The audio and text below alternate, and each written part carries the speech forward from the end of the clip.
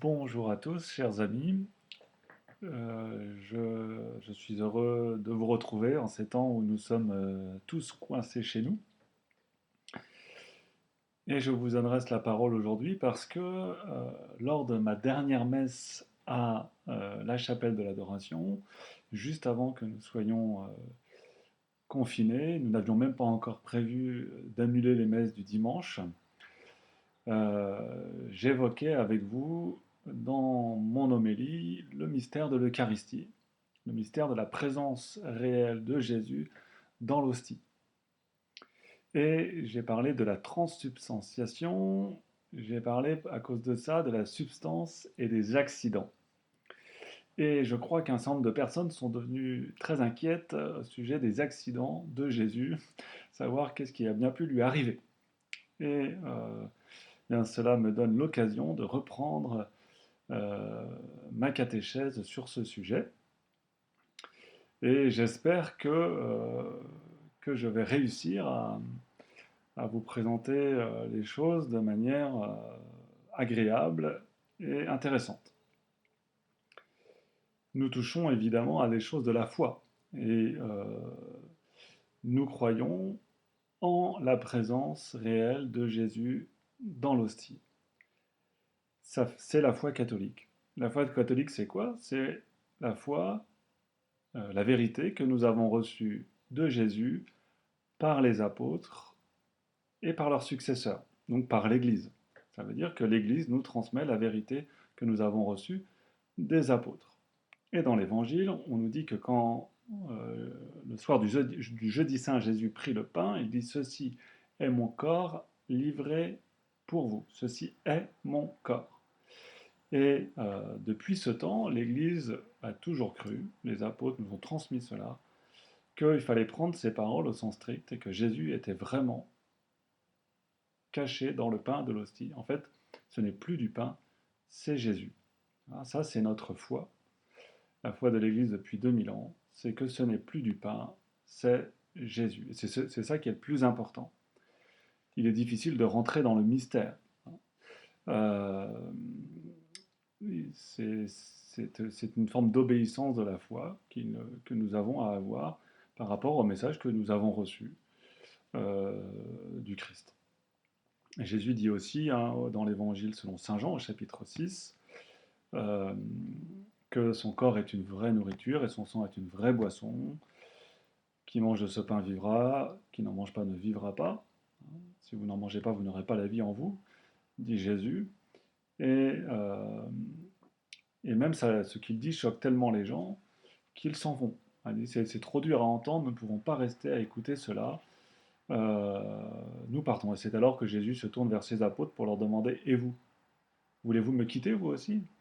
Et Saint Pierre répond: Seigneur, à qui irions-nous? Toi seul as les paroles de la vie éternelle.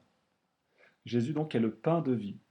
Et il est le pain de vie en faisant que, quand le prêtre prend une hostie et dit «Ceci est mon corps», il le dit au nom de Jésus, et bien ce pain devient le corps de Jésus. Ce n'est plus du pain. Et le vin n'est plus du vin, c'est le sang de Jésus. Ça, c'est notre foi. C'est le plus important. Si, si vous avez ça en tête, c'est le principal. Euh, mais c'est poser une question ces temps-ci. C'est, euh, certains disaient que parce que c'est Jésus, eh bien Jésus ne peut pas nous transmettre un virus. Jésus, c'est l'hostie, c'est Jésus, c'est le pain de vie, et le pain de vie ne peut pas transmettre la mort. Et cette vision des choses n'est pas juste, elle ne comprend pas bien ce que c'est qu'un sacrement, et notamment le sacrement de l'Eucharistie. C'est vraiment Jésus, mais c'est Jésus d'une manière particulière, d'une manière sacramentelle. Et je vais essayer de vous expliquer comment l'Église a pu mettre des mots sur ce mystère. Ça ne supprime pas le mystère, mais ça aide à comprendre ce qui se passe dans la consécration à la messe, quand le prêtre dit ceci est mon corps, ceci est la coupe de mon sang, c'est ce qu'on appelle la consécration.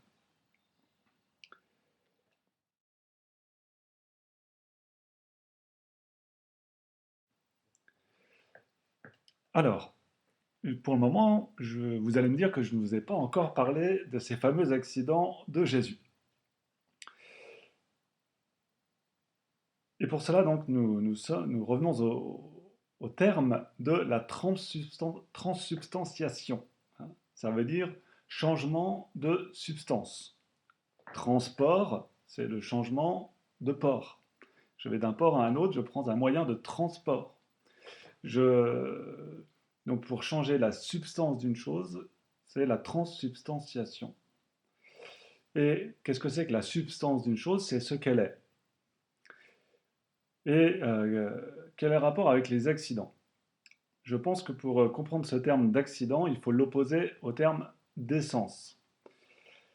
Ce qui est accidentel s'oppose à ce qui est essentiel. D'accord? Attention, notre vocabulaire est un vocabulaire technique. Ce n'est pas forcément exactement le sens dans lequel on l'utilise couramment. Donc il y a ce qui est essentiel et il y a ce qui est accidentel. Ce qui est essentiel, c'est ce qui correspond à la nature d'une chose. Euh, je vais prendre l'exemple du stylo. Ceci, c'est un stylo. Avoir une mine est essentiel pour un stylo. S'il n'y a pas de mine, si j'enlève la mine, ce n'est plus un stylo, ça. Ça, c'est un tube de plastique. Si je rajoute la mine, ça redevient un stylo. Donc il est essentiel à un stylo d'avoir une mine. Par contre, il est accidentel à un stylo d'être en plastique. Celui-ci est en plastique, mais il pourrait ne pas être en plastique. Par exemple, celui-ci. Je vous présente une jolie petite boîte. Voilà, en Normandie. Dedans, j'ai un super stylo, qui ne marche pas d'ailleurs. Sa mine ne marche plus. Ça, il est en bois, celui-là. Donc, le bois, être en bois, c'est un accident du stylo. D'accord? Donc, ce qui est essentiel, c'est ce qui fait que c'est un stylo. Et ce qui est accidentel, c'est ce qui pourrait changer sans changer la nature. Si je le prends en plastique, ça reste un stylo. Bois ou plastique, c'est toujours un stylo. Parce qu'il a une mine et que ça me permet d'écrire. Donc, il est essentiel au stylo d'avoir une mine, n'est pas essentiel au stylo d'être en plastique. Donc, la matière plastique est un accident du stylo, comme la taille, hein, sa taille, sa longueur, sa couleur, tout ça, c'est accidentel au stylo. Et donc, dans une chose, on distingue l'essence, c'est-à-dire la nature, et, euh, et les accidents, ce qui pourrait être autrement, sans changer la nature. Euh, mais quand je parle d'essence, quand j'utilise le terme essence, je l'emploie comme une idée. Dans ma tête, j'ai l'idée de stylo, comme je pourrais avoir l'idée de cheval. Donc, quand j'ai l'idée de cheval, j'ai accès à l'essence du cheval, mais là, j'en ai pas devant moi. Là, vous pouvez vous en douter, il n'y a pas de cheval dans cette pièce. Et donc, j'ai accès à l'essence de cheval, mais je n'ai pas accès à un cheval concret. D'accord? Donc, quand on parle d'essence, on parle d'une réalité abstraite. C'est dans ma tête. Par contre, une essence de stylo va se réaliser dans un certain nombre d'individus concrets. Là, j'ai deux stylos, ils ont tous les deux la même essence. Et quand une essence se réalise dans un individu concret, eh bien, on dit qu'elle est la substance de cette chose. D'accord? Donc, la, la substance de ce stylo, c'est l'essence stylo réalisée dans cet individu. D'accord? Donc ils ont la même essence, mais ils ont deux substances différentes, qui sont tous les deux une substance stylo. La substance de la chose, c'est la réalité de la chose qui se tient sous les apparences de cette chose. Les apparences qui sont donc les accidents. Ça peut se compliquer si deux choses ont les mêmes accidents. j'ai ressorti deux vieux effaceurs qui ne m'ont pas servi depuis des années. Je pourrais peut-être les vendre sur le bon coin. Et qui semblent avoir les mêmes accidents. Ils sont identiques. Pourtant, ils sont bien deux. Ils sont numériquement distincts et ils ne peuvent pas être dans le même lieu en même temps. Ils sont forcément à deux endroits différents. D'accord? Donc le lieu est aussi un accident. Donc ils ont chacun leur propre lieu et donc ils sont bien différents, bien qu'ils soient identiques, d'apparence identique. Donc tout ce qui existe, matériellement parlant, tout ce qui existe matériellement parlant, a une substance, la substance qui fait que c'est un stylo, et les accidents qui font que c'est tel stylo et pas un autre. Alors, maintenant, venons-en à l'Eucharistie. Nous utilisons pour l'Eucharistie du pain et du vin. On va se concentrer sur le pain. Au début de la messe, les hosties sont du pain, c'est de l'eau et c'est du blé, de la farine mélangée avec de l'eau, hein, donc c'est une sorte de galette finalement, euh, qui a été cuite et sans levain, donc qui n'a pas levé, et qui nous a été donné par Jésus. C'est Jésus qui a utilisé du pain comme cela, du pain azime, au soir du jeudi saint, puisque c'était le pain utilisé pour la fête de la Pâque. Et donc, nous avons ici donc une hostie, la substance de cette chose, c'est du pain. C'est l'hostie que je vous montre n'est évidemment pas une hostie consacrée. Une hostie consacrée, ça se respecte. C'est Jésus, comme je vous le disais tout à l'heure. C'est Jésus, et donc je ne promènerai pas Jésus comme ça, n'importe comment. Donc ici, nous avons du pain. Cette hostie a la substance pain. Sa substance, c'est du pain. Et elle a des accidents, les accidents du pain. La couleur, la forme, la texture, le goût. Si je le casse, euh, ça va faire des miettes, etc. Euh, et une analyse scientifique dirait bah, c'est de la farine et de l'eau, c'est facile à trouver. Hein, c'est un objet tout à fait ordinaire. Ces accidents sont distincts d'autres pains. Hein. Ce pain ne ressemble pas au pain qu'on achète chez le boulanger parce que ces accidents sont différents. Mais c'est du pain quand même. Donc vous voyez que c'est la même essence qui se réalise dans des substances différentes avec des accidents différents. Le grand mystère de l'Eucharistie, c'est que ce que la chose est change, donc la substance va changer. Mais les accidents ne vont pas changer. Donc, c'est ça n'arrive jamais dans la nature. Vous ne verrez jamais une substance avoir des accidents qui ne lui correspondent pas.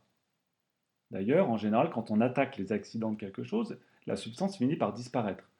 Si je brûle une feuille de papier, donc elle subit une agression qui la détruit, contre laquelle elle ne peut pas résister, elle ne peut pas survivre, la feuille de papier ne peut pas survivre à cette agression, et donc sa substance va changer, sa substance va disparaître, parce que les accidents ne correspondront plus à la substance papier. Ça deviendra la substance cendre. Les accidents, cendre, et la substance cendre. D'accord? C'est pas la même chose. La cendre et le papier, c'est pas la même chose. Mais c'est parce que, en changeant les accidents, on a fini à les rendre incapables d'être soutenus par la substance papier. C'est souvent comme ça que ça se passe dans la vie, dans les choses concrètes, dans les choses matérielles. Mais les accidents correspondent toujours à la substance. Sinon, c'est comme ça qu'on connaît les choses. Genre, je perçois les accidents. Les accidents, c'est ce qui m'est accessible. Hein, la couleur, la taille, etc. Et à partir des accidents, je déduis la substance de la chose. Quand je vois un animal dans un champ comme celui-là, avec un pis, des taches, des cornes et tout, bah, j'ai dit c'est une vache. À partir des accidents, j'arrive à en déduire que c'est une vache. Ce qui se passe dans l'Eucharistie n'est pas du tout quelque chose qui existe dans la nature par ailleurs. C'est une sorte de miracle. Alors ce n'est pas un miracle au sens strict, parce qu'un miracle, ça se voit, normalement. Un miracle, c'est quelque chose qui est merveilleux, c'est quelque chose qui saute aux yeux. Un miracle ne demande pas d'avoir la foi, mais au contraire vient nous aider à l'avoir. Quand Jésus faisait des miracles, c'était pour aider les gens à avoir foi en lui. Or, dans l'Eucharistie, pour y croire, il faut avoir la foi. C'est la foi qui nous fait connaître que Jésus est présent dans l'hostie. Donc, quand le prêtre dit ceci est mon corps, ça devient le corps de Jésus, donc c'est la substance qui change. Mais les accidents demeurent. Donc, là, avec la substance Jésus qui est donc sa divinité, son humanité, son corps et son sang, tout cela est présent par mode de substance, mais cette substance, elle porte non pas les accidents d'un homme d'un mètre 80, comme on le voit sur le Saint-Suaire, hein, d'un mètre 80, euh, costaud, en bonne santé, sauf ce qu'il a souffert dans la Passion, hein. Euh, mais les accidents du pain. La substance Jésus supporte non pas les accidents d'un homme, mais les accidents du pain. Et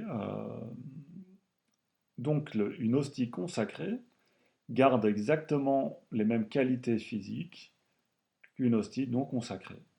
Si on la passait au laboratoire, on, on ne verrait rien d'autre, rien de différent par rapport à une hostie non consacrée. C'est cette présence de Jésus par mode de substance qui fait que quand on brise une hostie, quand on la coupe en deux ou en trois ou en quatre, Jésus est présent tout entier dans chacune des parties. C'est ce qui fait que dans une miette d'hostie, il y a Jésus tout entier, c'est une hostie entière, hein, parce que Jésus n'est pas lié aux accidents, sa présence est par mode de substance, et donc il peut être présent de la même manière sur tous les autels du monde en même temps, on peut dire des milliers et des milliers de messes en même temps. Jésus sera présent de la même manière sur chacun des autels, et il sera présent dans toutes les hosties sur l'autel, et quand on brise une hostie, il est présent tout entier. Voilà les quelques points que je voulais évoquer avec vous. J'ai peut-être été un petit peu long. Donc vous voyez que ce n'est pas très grave, les accidents qui sont arrivés à Jésus. Ce sont les accidents de son amour. Jésus supporte de se présenter sous l'humble apparence du pain pour venir à nous, pour être présent à nous, devant nous, et pour être présent en nous. Jésus se fait notre nourriture. Vous voyez, c'est un sacrement. Un sacrement, c'est-à-dire qu'il y a quelque chose de signifiant. C'est un signe. Le fait que Jésus ait voulu se rendre présent pour nous comme une nourriture, c'est le signe que Jésus veut vraiment venir habiter au plus intime de nous-mêmes. C'est le signe aussi qu'il veut nous donner la vie, parce que la nourriture nous donne la vie. C'est le signe aussi qu'il veut nous fortifier pour que nous puissions avancer sur le chemin. Et donc, quand nous communions, eh bien, nous sommes unis intimement à Jésus. Nous, nous recevons sa force pour avancer et, euh, et, euh, cela nous est nécessaire. Et en cette période où nous en manquons, où nous sommes privés de cette grâce, eh bien, nous percevons davantage à quel point elle nous est indispensable, à quel point c'est un grand cadeau que Jésus nous a fait que de se rendre si proche de nous.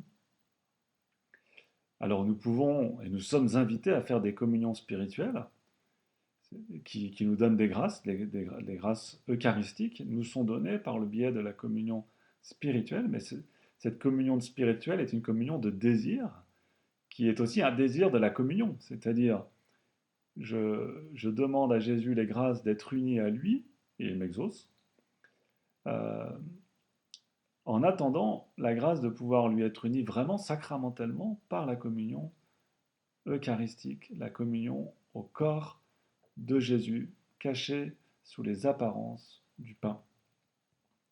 Bien, rendons grâce au Seigneur pour ce don qu'il nous fait, et je vous invite à aller lire dans vos missels, vous pourrez retrouver la séquence de la messe de la fête Dieu, la fête du Saint-Sacrement du corps et du sang de notre Seigneur.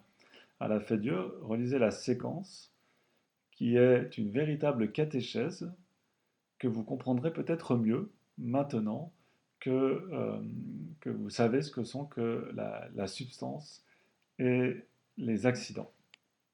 Que Dieu vous garde. Priez Saint Joseph dont c'est la fête aujourd'hui de veiller sur vous et qu'il veille notamment sur tous ceux qui sont aux portes de la mort. Saint Joseph, c'est le patron de la bonne mort. Il y a beaucoup de gens qui sont, beaucoup, oui, relativement quand même, beaucoup de gens qui sont aux portes d'une mort rapide avec ce virus qui peut être terrible. Confions-les à Saint Joseph. Amen.